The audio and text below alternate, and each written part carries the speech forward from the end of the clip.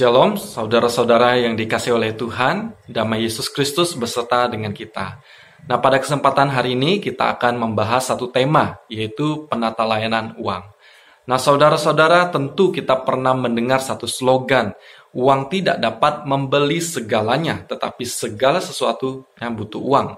Ya, uang tidak dapat membeli kebahagiaan, tidur yang nyenyak, menjamin kesehatan, memberikan keselamatan yang kekal, dan lain-lain. Namun tak dapat dipungkiri, untuk mendapatkan kebutuhan hidup, kita membutuhkan uang. Uang memudahkan kita untuk bertransaksi. Tanpa uang, manusia akan kesulitan untuk melakukan aktivitas jual dan beli, dan lain-lain.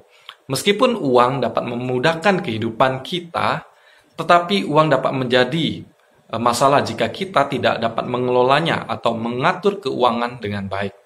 Amsal 21 ayat 20 mengatakan, harta yang indah dan minyak ada di kediaman orang bijak, tetapi orang yang bebal memboroskannya. Ada banyak orang di dunia yang harus terlilit utang karena terlalu konsumtif dan tidak memperhitungkan besarnya pemasukan dibandingkan pengeluaran. Namun ada juga orang yang harus berhutang karena suatu musibah yang menimpa atau hal-hal yang mendesak. Nah, tentu orang yang demikian membutuhkan pertolongan. Pemasukan uang yang besar tidak menjamin kita terbebas dari masalah keuangan. Tetapi pemasukan uang yang kecil atau pas-pasan tidak berarti kita harus berutang dan mengalami masalah. Jika kita dapat memperhitungkan keuangan kita dengan baik, maka keuangan tidak akan menjadi beban, bahkan akan membawa kebahagiaan bagi kita maupun keluarga dan banyak orang. Lukas pasal 14 ayat 28 mengatakan, sebab siapakah di antara kamu yang kalau mau mendirikan sebuah menara tidak duduk dahulu membuat anggaran biayanya, kalau cukup uangnya untuk menyelesaikan pekerjaan itu. Di dalam pengajaran Yesus mengenai keutamaan kerajaan Allah, Yesus mengambil contoh seorang yang mendirikan sebuah menara. Membangun menara adalah sesuatu yang besar dan tentu membutuhkan biaya yang besar. Oleh sebab itu, tanpa perhitungan yang matang, proyek tersebut akan berhenti di tengah jalan dan akan menjadi cibiran orang.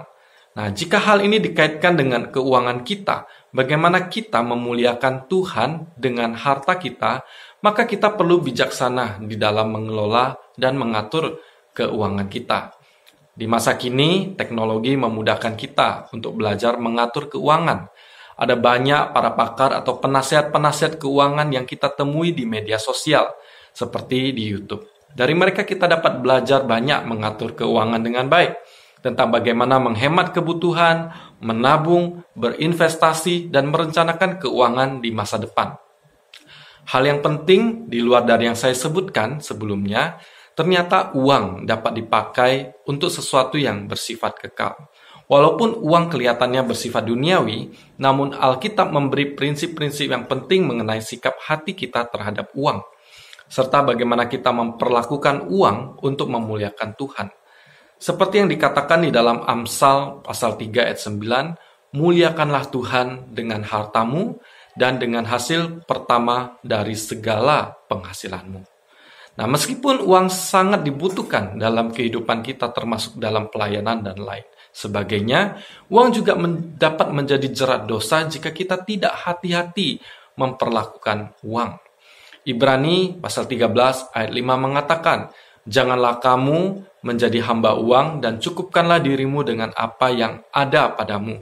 Karena Allah telah berfirman, aku sekali-kali tidak akan membiarkan engkau dan aku sekali-kali tidak akan meninggalkan engkau.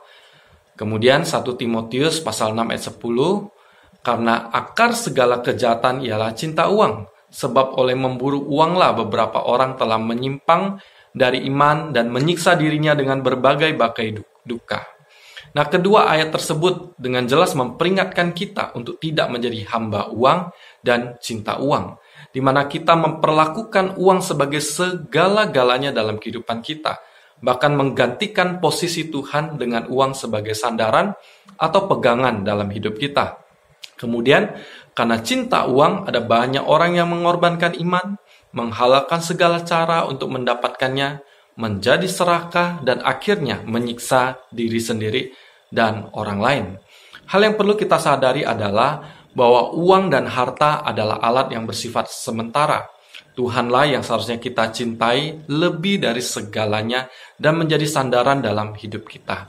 Seperti janjinya bahwa Ia tidak akan membiarkan dan meninggalkan kita.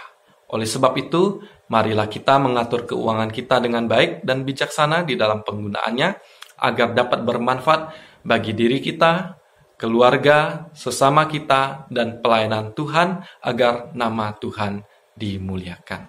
Kiranya Tuhan boleh memberkati kita semuanya. Amin. Diri aku, semua milikku, ku serahkan padamu Tuhan.